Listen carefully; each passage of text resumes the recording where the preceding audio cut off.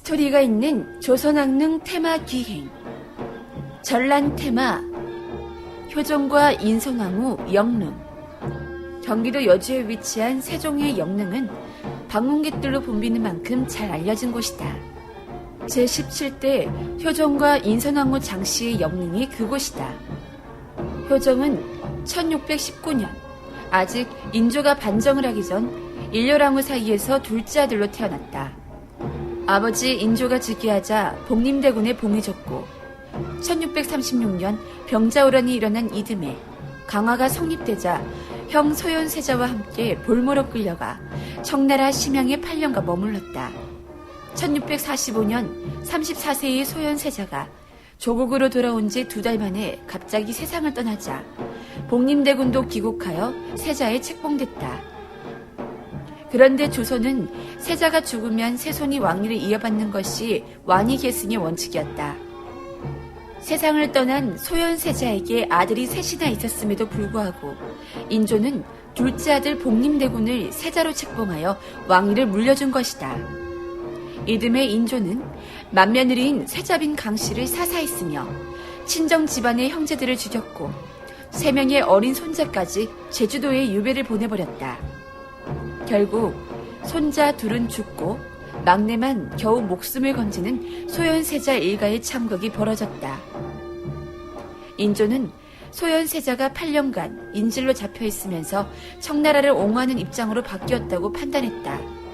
결국 소현세자가 청나라의 힘을 빌려 자신을 폐위하고 왕이 될지도 모른다는 의심에 휩싸여 돌이킬 수 없는 파국으로 몰고 간 것이다.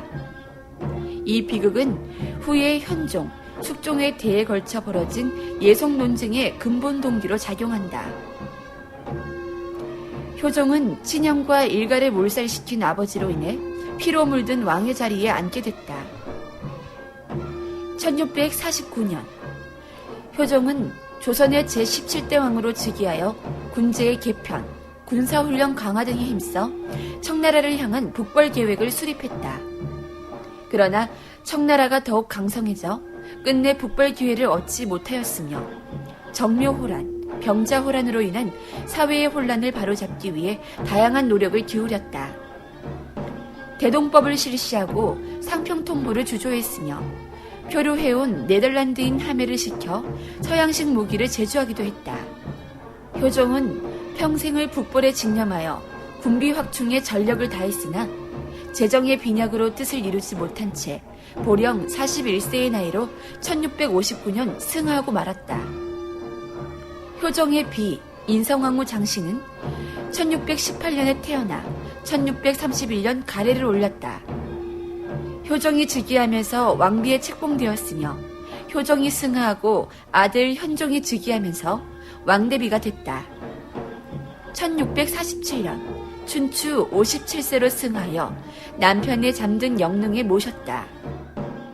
영릉의 홍살문 앞에 당도하니 특이한 점이 보인다. 우선 왕이 절을 했던 자리인 배위가 홍살문에서 떨어져 유난히 크게 만들어졌다. 또한 홍살문 밖에 있어야 할 금천교가 참도 중간에 놓여있다. 정자각의 동쪽 계단, 동계도 신도와 어도로 이어진 2개만 있어야 하는데 영릉은 3개다.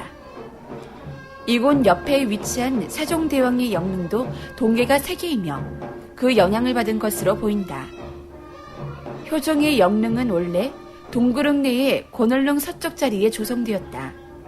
그러나 능침에 틈이 생기고 빗물이 스며들자 능을 옮겨야 한다는 의견이 나오고 효종의 아들 현종은 1673년 현재의 자리로 천장을 했다. 동원 상하릉은 하나의 언덕 위의 풍수상 위아래 혈의 자리에 능침을 조성한 조선왕릉의 특이한 형식이다. 동원 상하릉은 왕릉의 봉분 뒤에만 곡장을 설치하고 왕비릉의 봉분 뒤에는 생략하는데 두 능이 같은 능침 공간에 있음을 말해준다. 왕릉과 왕비릉 모두 병풍석 없이 난간석만 둘렀고 혼유석과 장령 등이 하나씩 있으며 한상식의 망주석과 문무석인 등 성물이 똑같이 상설됐다. 특히 무석인의 모자 형태는 중국의 영향을 받은 것으로 보인다.